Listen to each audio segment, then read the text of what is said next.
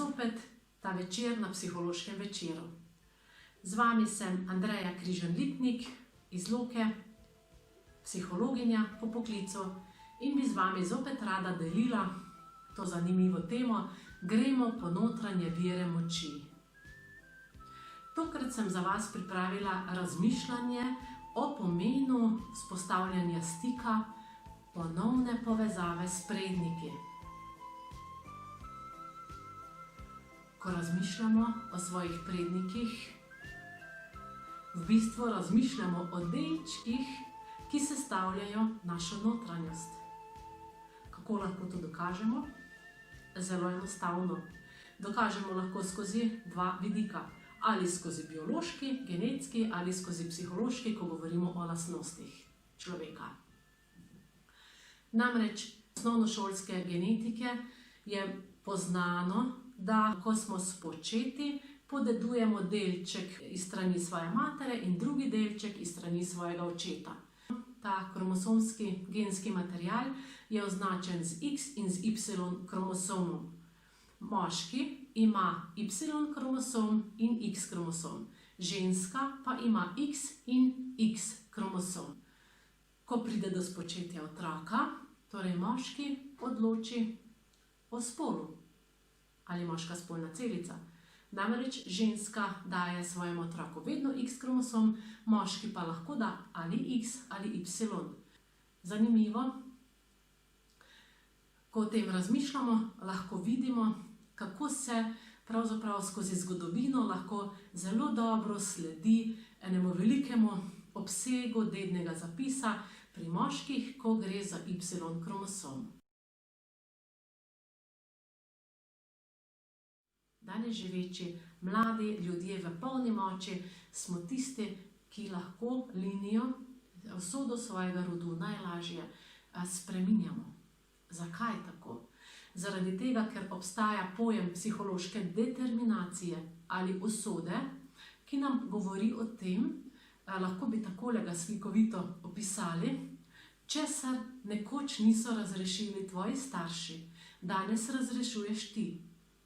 Kar ne boš razrešil ti, bodo v bodoče razreševali tvoji otroci, kar oni ne bodo, bodo reševali potem tvoji vnuki in tako naprej in naprej. Ta trditev v bistvu govori o tem, da po svojem rodu, torej po svoji rodovni liniji, ljudje pridobivamo svoje moči in svoje šibkosti. In na enostaven način bi lahko rekli, če se v življenju s tem popolnoma nič ne ukvarjamo, ničesar ne naredimo za izboljšanje, za krepitev tega, kar smo dobili skozi zgodovino, pač preprosto vse to, tako moči kot šibkosti, potem predamo naprej svojim otrokom.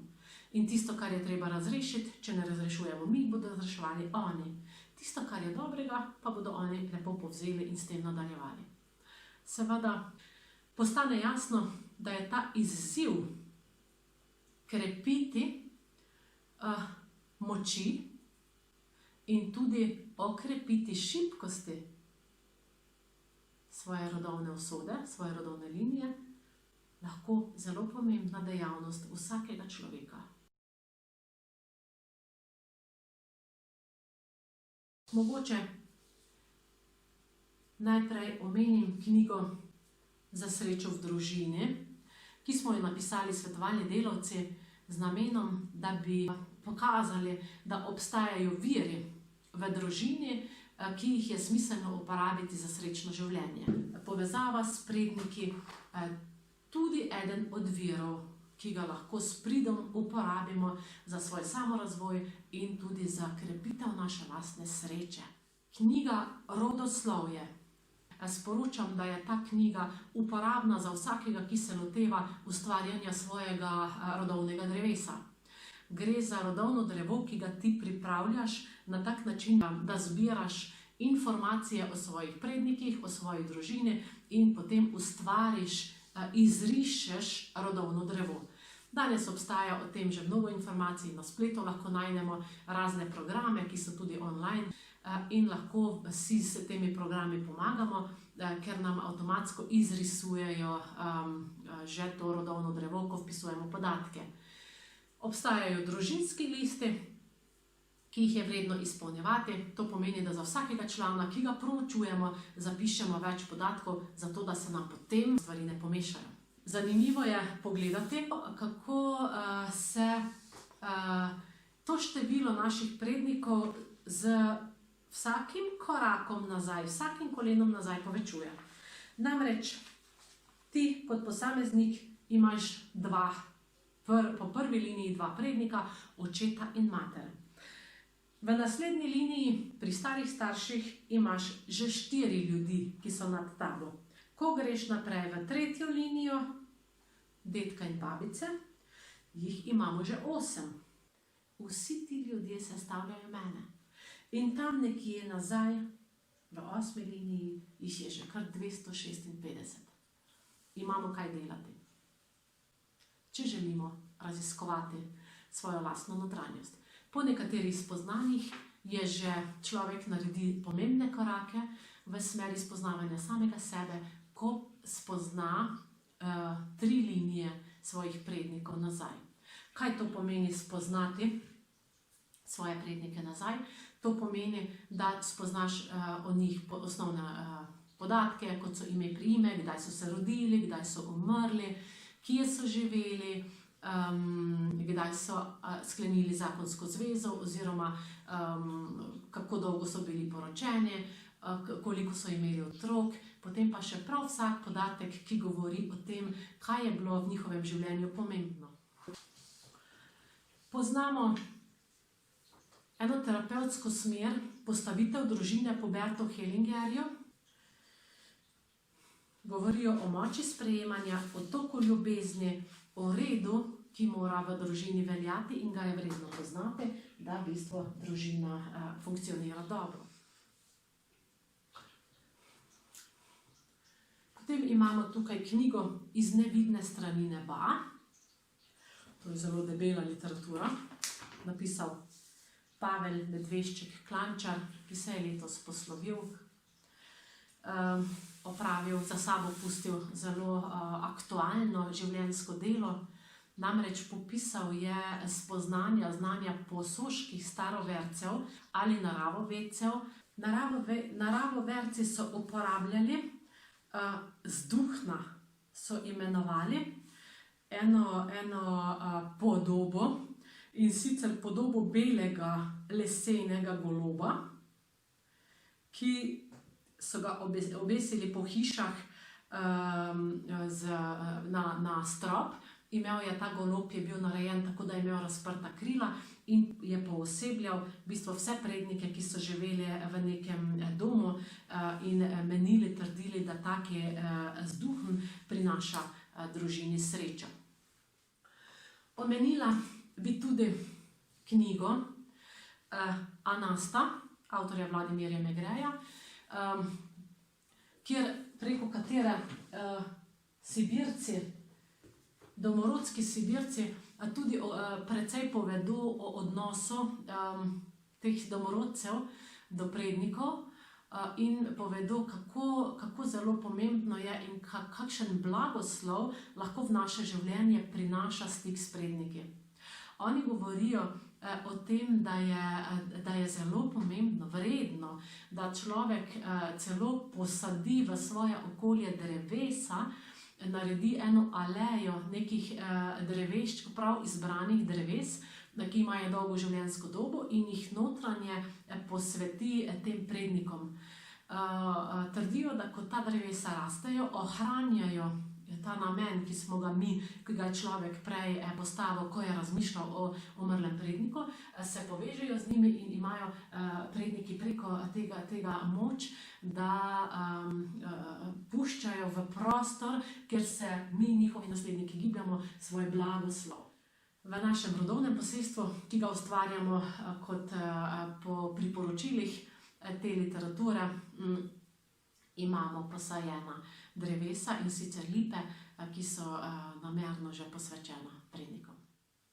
Teh pomenih odnosa do prednikov sem pisala tudi sama v knjigi Nove zgodbe Žusma, kjer se mi je nekako izkazalo skozi zanimive izkušnje v enem letu, tukaj na Žusmo, kako v bistvu tudi skozi naravo so z nami povezani predniki in nekako, kot da bi nam prinašali sporočilo, kajti celotna knjiga poroča o dogajanjih, ki so sporočila nekoliko nenavadne sorte, katerim sem bila priča, in samo popis teh zadev postavlja človeka v razmišljanje, ali se ne mara predniki tudi preko naravnih pomnikov, kot so veliki kamni ali megaliti, nam morebiti danes ne razkrivajo.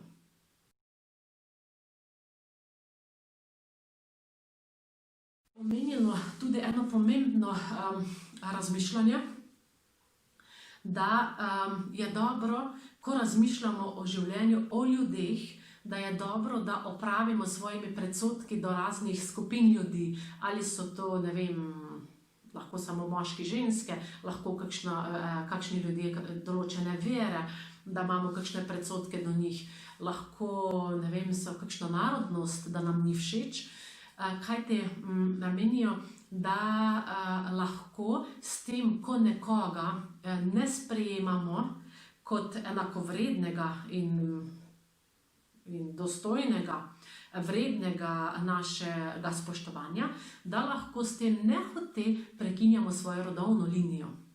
Kako se to razlaga? Razlaga se tako, da preprost človek danes ima komaj kaj znanja, komaj da pozna po imenu svoje prastarše. To vem iz lastnih izkušenj, ker namreč v svojem svetovalnem delu pogostokrat z ljudmi govorim tudi o njihovih prednikih.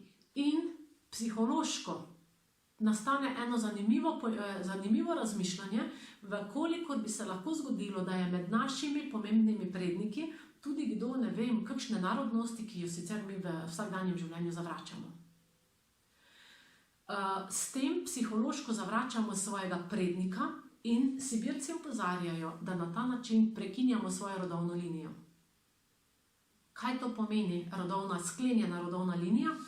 Sklenjena rodovna linija pomeni, da je naša linija povezana in da vse nekako lepo teče po liniji navzdol, ali v naši notranjosti je vse medsebojno povezano in se stvari ne izključujejo. S tem se recimo ukvarja tudi integrativna psihologija, ki govori, da je zelo pomembno, da smo notranje integrirani, povezani, da sprejmemo vse dele svoje notranjosti. Po domače, na hitro rečeno, to pomeni, da poznamo vse svoje dobre lastnosti, svoje slabe lastnosti in se kljub vsemu sprejemamo kot ena celovita, kompleksna bitja. Rodovno linijo si lahko zamislimo tudi takole slikovito, kot je narisala moja hči. Kako, naprimer, če gremo zdaj, pač tukaj vidimo žensko linijo, kako deklico drži za roko njena mama, z njo za roko njena mama, njo za roko njena mama, njo za roko njena mama in tako naprej in naprej in naprej v globino zgodovine. Ta predstava je lahko sama po sebi zelo zanimiva in nas popelje v en svet razmišljanja o pomenih, ki imajo vrednost za naše življenje. Kako daleč si lahko predstavljamo to linijo? Tukaj samo toliko, da povem, da se rada postavim pod svoje rodovno drevo in si predstavljam naše prednike, ali pa eni ali po drugi liniji, in si potem poskušam predstavljati, kako se držimo za roke in poskušam nadaljevati to predstavo kar naprej, čim dlje v globino zgodovine. Zanimivo, menim, da večkrat kot to poskusim, bolj lahko vzdržujem to podobo, za dlje časa jo lahko vzdržujem, več ljudi lahko vzdržujem v svoji predstavi. Kljub temu, da jih ne poznam, ampak jih lahko ustvarjam v svoji predstavi. Tako dobijo zame eno otipljivo vrednost, eno otipljivo podobo, ki jih psihološko, v bistvu je to otipljiva podoba moje notranjosti, delca mene. Tako, vabim vsakega izmed vas, ki se še ni ukvarjal z zbiranjem podatkov o svoji rodovni zgodovini, da lahko s tem začne. Zimski meseci so kot nalašč primerni za to, ki lahko dobi podatke. Najprej se podatki dobijo najlažje znotraj svoje družine. Poiščeš, se pogovoriš z najstarejšimi družinskimi člani. Lahko seveda, da se družiti toliko ne moremo, lahko se pa pokličemo in pogovorimo. Starejši ljudje so zelo veseli, če jih pokličemo, še bolj veseli pa so, kadar jih mlajši potrebujemo. In moja izkušnja je, da so mi vsi starejši ljudje, do katerih smo z mamo hodili, še v lanskem letu, z izjemno nekako s hvaležnostjo, da se za te stvari zanimamo, dajali podatke. Prinašali stare slike in tega materiala se nabere, potem pa to sestavljaš počasi v red. To je lahko večletno delo, kjer v bistvu se zaposluješ zate in za tvojo družino in za tvoje otroke po aktualnih.